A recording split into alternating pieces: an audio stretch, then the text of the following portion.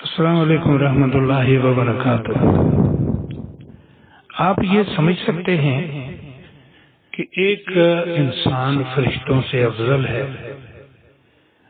اور کائنات میں اللہ تعالیٰ نے اس کو اپنا نائب بنایا ہے، اس کو اپنا خلیفہ بنایا ہے، اس کو راستے دکھائے ہیں اچھائی کے اور برائی کے، اور اس کے لیے جنت تیار کی ہے، اور اس کو ساتھ ڈرا کر یہ بھی بتا دیا گیا کہ اگر کوئی کام اچھا نہیں کرو گے تو دیکھتی ہوئی جہنم میں داخل ہو جاؤ گے۔ اب ایک انسان اگر فرشتوں سے افضل ہے تو وہ اپنے سے کمتر مخلوق سے مار کھا رہا ہے، وہ مخلوق کہ جو اس جتنا عقل اور شعور نہیں رکھتی۔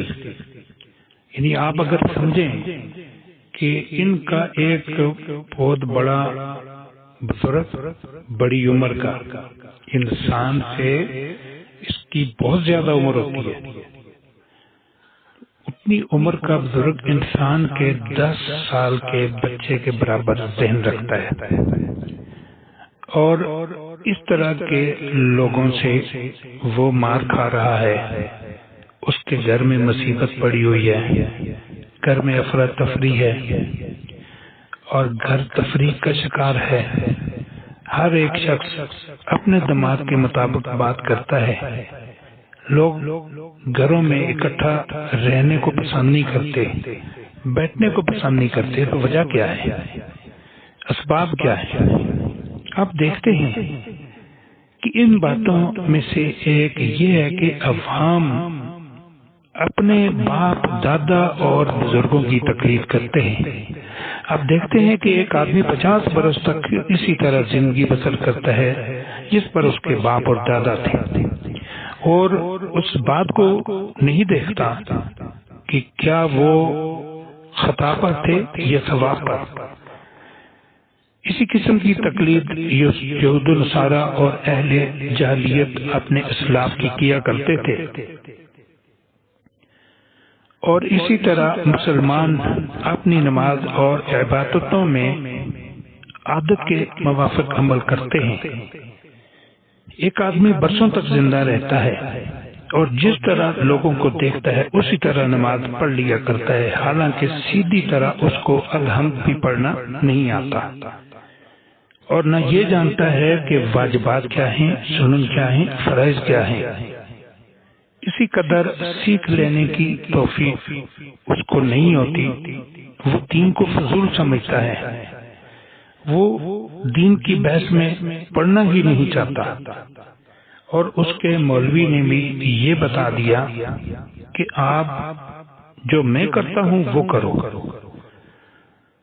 آپ فلاں فلاں کی محفل میں، یعنی اہل حق کی محفل میں بیٹھنے سے، جاننے سے، اس کا نام لینے سے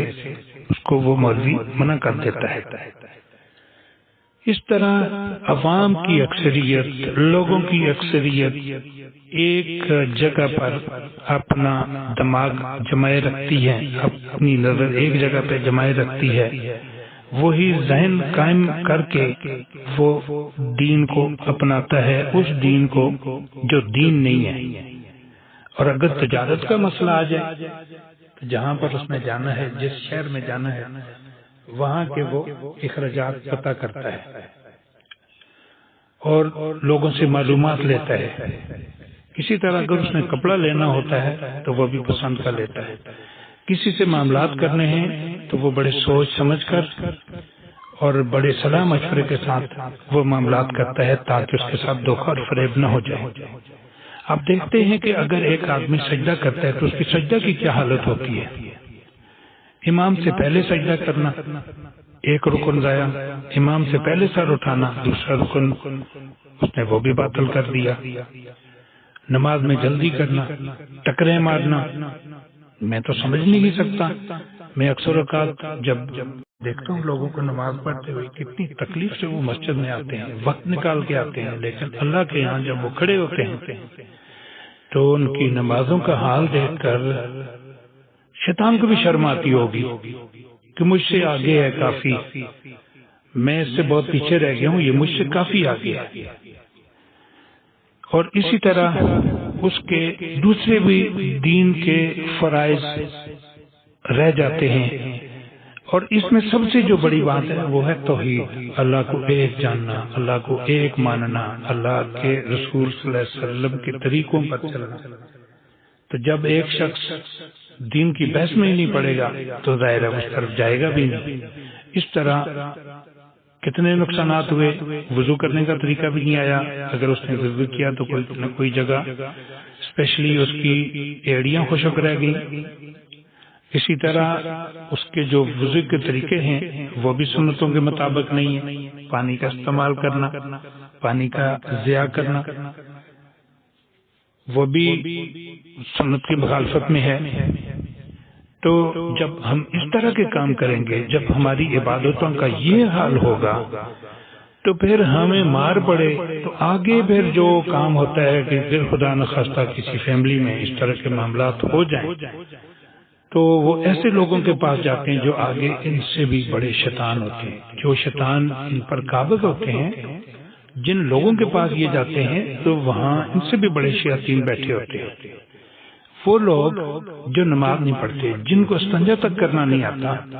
وہ ان کے منہوں سے کیلیں نکال رہے ہوتے ہیں، وہ ان کو منہوں سے پیچ نکال رہے ہوتے ہیں، تاریں نکل رہی ہوتی ہیں، کہیں گرد آلود تویز آ جاتے ہیں، پرانے تویز آ جاتے ہیں، اوپر بال لپٹے ہوتے ہیں، اس میں سوئیاں لگی ہوتی ہیں، عجیب قسم کی نوسر بازی، شبدہ بازی ہو رہی ہے، واپس آتے ہیں، پھر وہی تکلیف، پھر وہی معاملہ۔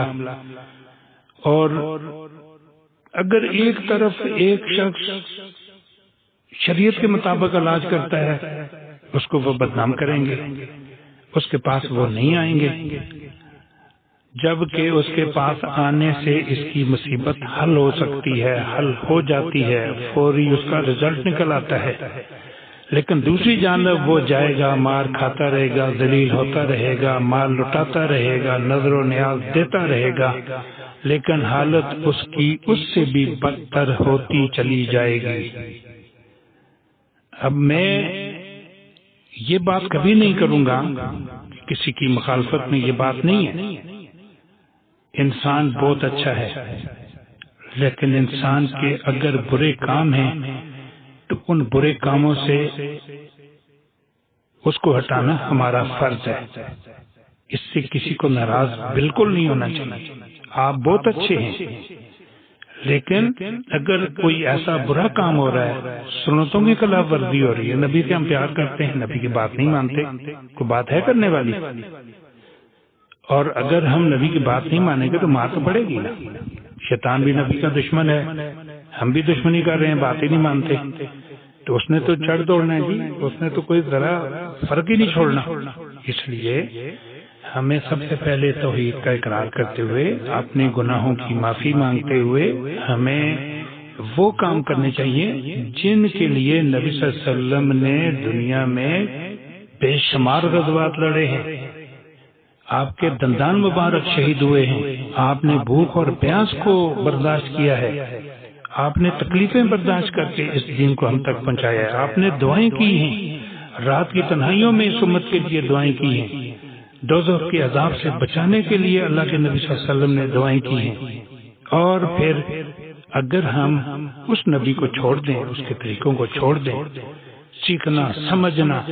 اور اللہ کی طرف مضبوطی کے ساتھ لپکنا اگر ہم چھوڑ دیں تو پھر میرے بھائیوں اور میری بہنوں مار پڑے گی، بہت زیادہ مار پڑے گی، دنیا میں بھی